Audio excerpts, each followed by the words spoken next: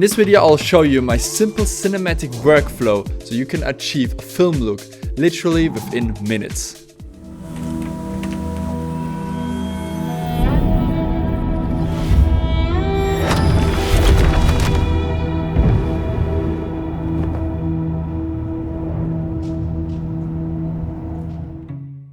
This is the exact approach I use on commercial projects, travel films and branded work.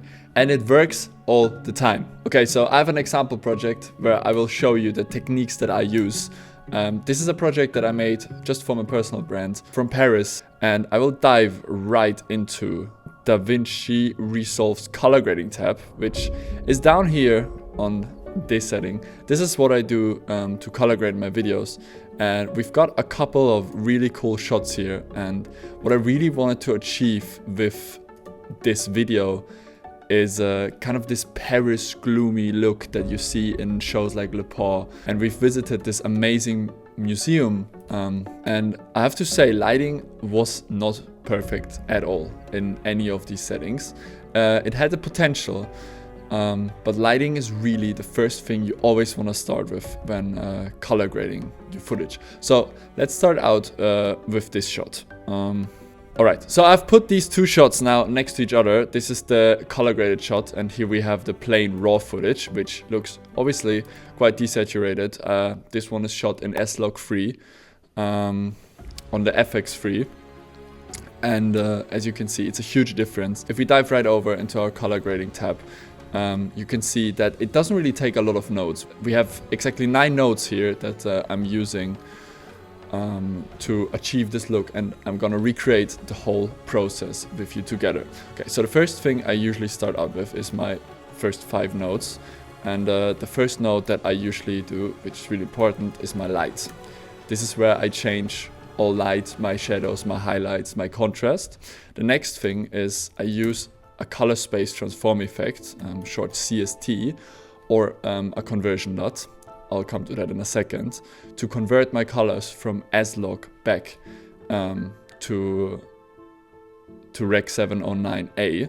And I'll go and dive into my HSL, which is basically where I change my hue and saturation of the video. Then I call this one the grade. This is where I just do some kind of simple grading to the video that just gives it a really nice touch of colors. And then here on the 5th node, I'd usually start working with different effects. We'll come to that in a second. All right, starting out with the light. We first have to go and work and convert our colors back from this color space, our S-Log free color space, into Rec 709. And there's 2 different ways to do this. So either you can use color space transform. This is an effect. You find it right here under the effects panel. If you don't see it, go up here on effects, drag it onto your node 2, and we're gonna search for S-Gamut free cine. In my case, you gotta look what you've shot, obviously your video with, and S-Log free. This is Sony S-Log free, and you can already see the difference. And then if you go to the timeline, I'm gonna change it to Rec 709 and the output color space, and the gamma is Rec 709A. A stands for Apple, because we're editing on Apple. What I usually do is I go to my color management, and you have to make sure on the color management, if you're editing on a Mac, Rec 709A is selected under the timeline color space and the output color space. This one's really important, otherwise it's gonna mess with your colors. All right, you can already see the difference that it's doing, how it is converting back our colors.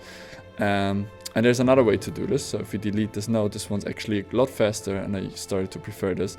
You can use a conversion LUT. There's different conversion LUTs that you can find online. For example, on the Sony site, they're completely free. On Google, just search for Sony S-Log free conversion LUT. And you're gonna find the Pro Sony LUT library, which is the official one. And here you can find all LUTs. If you're shooting on S-Log 2 on the A7 III, for example, if you're shooting on a Canon, it doesn't matter, then you gotta go to the Canon site. But if you're shooting on Sony, this is your website where you can download under this button here all the Sony look profiles, which is called a LUT, a 3D LUT. And just download literally the one that you need, which in this case, look profile S-Gamut free cine, S-Log free is the one I have. Okay, so you can either download these on a Sony site, or as I did, you can go ahead and find other conversion LUTs that already have a little bit of a pre-grade on them. In this case, I've used the Phantom LUTs that I really like, and just choose literally one. You can see it doesn't do a lot, but it changes the colors just a little bit. I'll just drop the Eternal one under the S-Log free section here into my video. And this converts the colors back just as much as our color space transform effect does. Then the next thing I'm usually gonna do, let's call this LUT, is I'm gonna change my lights. And this is where I add contrast and my highlights and my shadows. So I'm gonna usually start dragging the shadows down under the lift here. You can find it under your primaries, the color wheels here, and just drag the shadows down. And the highlights I usually tend to drag up a little bit. This just kind of creates just more contrast, because contrast at the end is just darker shadows and lighter highlights. You can also use the contrast slider. I usually tend to even use both a little bit. It's just really easy, and as you can see, we've already made a big difference. Our lights look a lot better, and this whole shot already looks quite cool. If you did not shoot in a proper white balance, then go ahead, change the temperature and your tint. This really is just about finding something that looks natural.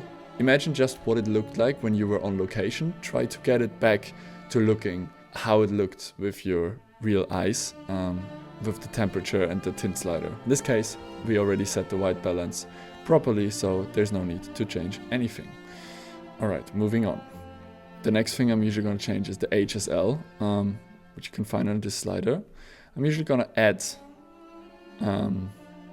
we're going to go to this button here, and then you find the curves, hue versus hue, and you can change it under this one, hue versus hue. Usually you can change the hue of different colors. In this case, I can go grab the red and I can change it to any kind of hue that I want to change it to. In this case, I'm just gonna use maybe the orange a little bit, make it just a tiny bit more towards an orange and a little bit less of a red, and you can see it's just a little bit. And then the next slide I usually use is just this one, which is hue as a saturation. Here you can change of each hue the saturation, as it says. So we can take out all the red tones of this image, which is most of these tones. In this case, I'm also not gonna do a lot. Alright, next thing that I've done to change the shot is literally my grade.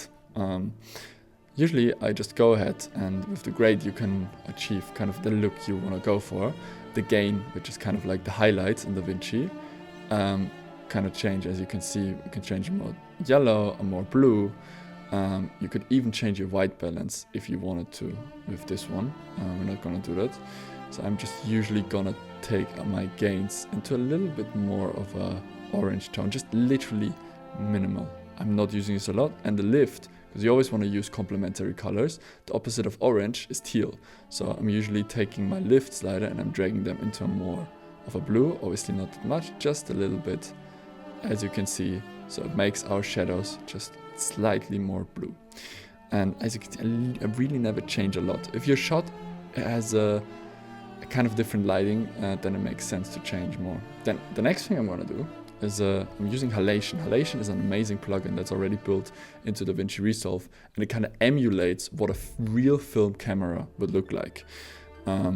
As you can see, the moment we edit, it already changes our highlights basically on the edges and makes them a little more red. This is something that would happen if you would be shooting on real film. So let's say we'd be shooting on real film, like Interstellar, the movie, then all the highlights are kind of burnt out on real film a little bit. So this kind of just emulates how this effect would be working. And then we have a couple of settings that we can adjust. If you click View Isolated Regions, then you can just isolate the regions basically where you want the effect to happen. And you kind of want to make sure it just uses the really highlights of the shot. So you can see it's using just the highlights. If you do too much, your whole shot will be affected by it. And then here we just change the strength to something that we like. We can go in a little bit. maybe adjust our threshold a little bit so it appears on the edges a bit. Even change the gamma here to make the light a little bit stronger, and the spread, if you wanted to, the spread just controls how much it spreads over the edges. And this is a tiny detail, but it makes a lot of difference when it comes to a cinematic look. You have a secondary glow. All these things I never really use, honestly. The basic grain, global adjustments, never touch these. The secondary glow kind of is like an extra glow on the highlights, and it just gives a really nice look. As you can see, if we zoom in here, it adds this beautiful glow as if it was burnt out on real film to the highlights of the gold, and it just looks really amazing. Really gotta say that. I'm never doing too much because too much just looks horrible. But if you just do it a little bit, it kind of gives your image a really cool look. You can also change the gamma here, play around with it until you find something you like, and the spread. Again, secondary glow, huge tip. Really like it. It looks a lot more cinematic than using the normal glow effect in the Vinci Resolve. Alright, let's call this one the Halation. And then I have another super cool trick before we come to the grand finale that will completely change everything in the shot. But this one's really cool.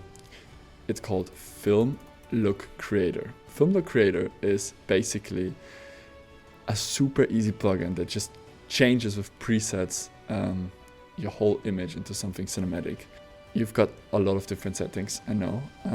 You don't need to touch a lot of them. Just use one of these 5 core looks that you really like. You can go through them. They're all pretty similar. In this case, I like the rocker stir a lot. And under the film look blend, you can change how much it impacts your image. And for this one, I wanted to impact it like kind of like almost fully, I think, maybe fully.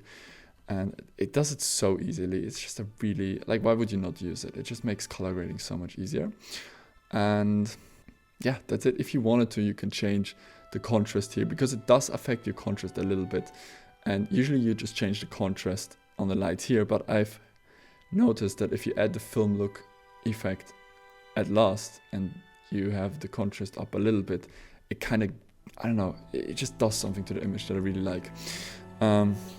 Something usually you shouldn't do, you should go with the lights first, but in this case it works really well. Okay, cool. So we call this Film Look Creator, FLC, short.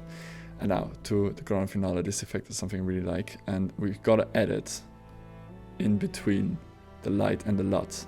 So we add a new node, by the way. If you don't know how to add nodes, right click and you can add a node, and then you call it a serial node. Boom. Just adds another node. I have a shortcut for it. If you don't know where the shortcut is, you go to your Vinci Resolve settings and keyboard customization, and here you can set shortcuts. In my case, I set it to Option S, and this one is the cinematic haze effect. It's a new plugin. It's so good. I love it. And you're gonna see it creates a fake haze in your image. So basically, what we're gonna do, we're gonna go through the whole plugin. I'm gonna explain real quick. If you go to the depth map preview, you can see how it analyzes the depth of your image. It really does analyze it so properly, just crazy. If you go back and forth with the slider, you can see how it affects distances that are closer to you and further away, and all the objects, obviously. Under the preview, you can turn it off and on if you want to, and under the far limit, you can change how far away your fog should be. So if you want the fog really far, I want it all the way to the end, but if we go to the near limit, I want it not to start where my object is. I want it to start a little bit behind, like it's glooming out of the back, like this. And then under the air light, you can change how much basically your fog is lit up by the light. So the more light there is, the more it lights up the fog. You can change it under this slider so easily. It's not even laggy. I like it to be quite a lot of fog in this one. And under density, you can change how dense the fog is. Resolution loss is just basically like a blur. Just blurs out how much more blurry the fog makes your image. Usually don't really change that. It's good right away. I really like the light halos because those really change a lot. Play around with this setting till you find something you like. You can even change the size of your light halos. If you go smaller, you can see around the light, the halos are a lot smaller. If you go bigger, they're gonna spread a lot more. Usually don't really change that a lot either. And the brightness, obviously self-explaining, it's just the brightness of the fog, the brightness of the light halos. So, I don't know, just find something you really like. But as you can see, it looks beautiful. It's gonna be a little bit laggy, obviously, because this is a really intense effect. But you can see the difference it makes, and it's huge. It just makes everything look so cinematic and quite easy to use, honestly. Haze, amazing plugin. Haze just makes light look so cinematic on shoot, and if you cannot haze up your location, like a public museum, this effect is a lifesaver. It's new in DaVinci 20. It's amazing. You've also got light rays. Light rays are pretty self-explanatory. If you enable them, you can see it changes these light rays, and you can also change the threshold. Basically, the thresholds, again, just how many areas and how bright the areas should be that the light rays affect. And then here on the angle, you can change what angle you want it to come from. And I kind of want it to come from the left. And go here. Usually it makes a lot more sense if there's actual windows. In this shot in the back, you don't really notice that there's no windows. But the light rays still look amazing as if there was some kind of windows, so I still use them. Usually you should really use them if there's an actual light source, like a window from sunlight or other kinds of lights. In this case, you don't really see with all the fog now that there's no real windows. It just adds a really cool look. You can change the length, usually change it longer, so they would be reaching all the way to the floor in this case because it's really foggy. And you can even soften them or sharpen them, you can see the difference. Usually pre-made settings are quite good, and we can also change the brightness a little bit, and boom. Then last thing I'm doing is air disturbance. Is basically like if there was like some kind of wind in the air, just enable this. You can change the intensity, whatever. This is just kind of going to change the fog in the background. It's going to make your effect even more intense to calculate. But you can see already the before and after of this image is just incredible.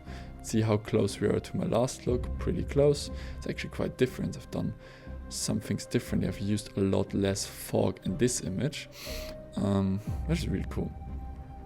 Oops.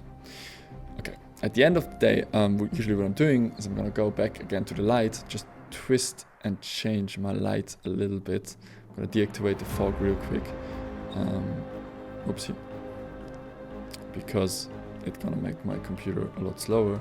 But I wanted the shadows a little bit more darker, maybe the highlights like this. And we're gonna add it again. Boom. It just looks so beautiful. It just looks so awesome. It literally could be out of a movie. I just love it so much. And then, very last thing that I'm doing, I'm gonna add one more node. This is actually node number 8. Is I'm gonna add film grain. And film grain is basically just a grain that you use to have on real film. Real film, if you shoot on real film like Interstellar, it's grainy, so you gotta use the film grain plugin. On R you can label your nodes. I'm gonna label this as a grain, and usually I use the 35mm 400T. This is just kind of like emulation of what film was. There's 60mm film, 35mm film. You can just look into that if you wanted to. I'm not a pro myself. 35 400T looks good on me. I feel like it's one of the most accurate presets that they have. It already changes everything by itself. If you don't want to, you can change whatever custom, but this is the preset that just makes it look like 35mm film. What I usually do, I go on Command F to see it on my big screen. I really like the film grain already. I usually only use grain size and grain strength to change it, but honestly grain strength here, the size is really small, which is good, and the grain strength, I could just make it a little bit more. I really like that. And then because in case your shot was shot in a dark environment like mine did, we already had a lot of, I call it like a ugly grain from the sensor of the FX3. FX3 is an amazing camera, but there's still gonna be normal grain. As you can see, if we deactivate the film grain and we go big, there's still a lot of grain in those areas, the dark areas of the image. and we don't like that. So what you can do is you can go all the way over here to this button, which is the motion effects, change it to 2 or 3, depending on how fast 2 and 3, the higher you go, the more accurate it is, but also the slower your computer will be. And then under the spatial noise reduction, that's what NR stands for, you can go and select the AI Ultra Noise Reduction. This is literally the best one, or enhanced, like depending on how fast your computer is really. Let it analyze under this button and change the luma. I don't know, usually I change it to something like 5, and you can see our grain before and after is fully gone. And then we're gonna add a grain again, but this time we're gonna add a grain, in my opinion, that's just a lot more beautiful, because the grain before was obviously not a real film grain, it was grain from the FX3, it's not as beautiful, so we actually got rid of the grain and add a new grain. But as you can see, there's no parallel nodes, no complicated kind of nodes that we're using in these shots. It's 9 nodes, that's it, that's everything to do. It's a pretty long tutorial, but if you get the hang of this process, it's just light. If you want the haze, then you use your LUT, the HSL, the hue and saturation, your color grade, the halation effect, film look creator to top it all up, noise reduction if you need it, and a grain on the last node to top it all up. It's not really complicated if you use it a lot more. It's got a few effects, obviously. It's not super easy to replicate, but it really makes your shot amazing. Okay, and then what you can do for your other shots is pretty easy. You can basically just go ahead and in the color grading tab, you can take all the nodes that you had, just press this button, press Command C and a new shot, Command V to insert it, and you instantly have all the nodes for all your other shots. If it's the same lighting, it works quite well. Just go ahead, change the lights, the haze, everything that you want to change. I'm going to delete the noise reduction on this one because it really slows my computer down. But yeah, it's pretty easy. I want this one to be more light. Boom. And on this one you can really see it if you change this more and we activate the haze again. The light rays make a lot more sense. They're just so beautiful, especially if you change maybe the light rays angle a little bit more.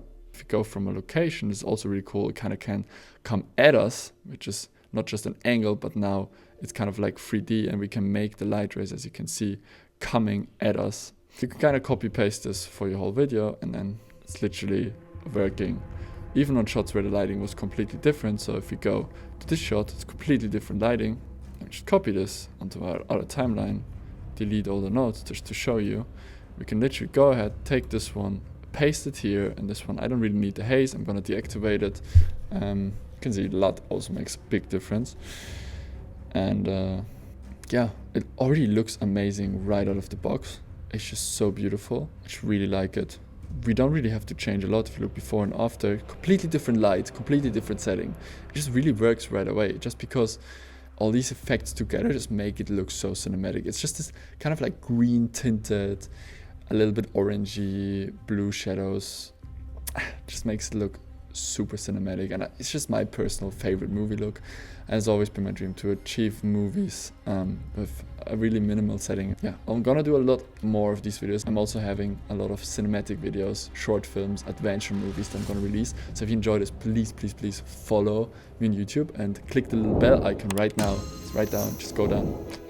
A little bit clicky, no, the little bell icon, and then you're not gonna miss the projects I have, because they're actually gonna be insane. We've traveled across the most secluded places in the world, shot movies in broken shipwrecks, with waves splashing into us, getting all our equipment in there, and those were actually real adventures. We were actually in those shipwrecks shooting real movies. All of these things happened, so I'm gonna show you quite soon. It's gonna be amazing. So make sure to follow for crazy adventure movies and for more tutorials like these, because I do want to show you how I create these films as well.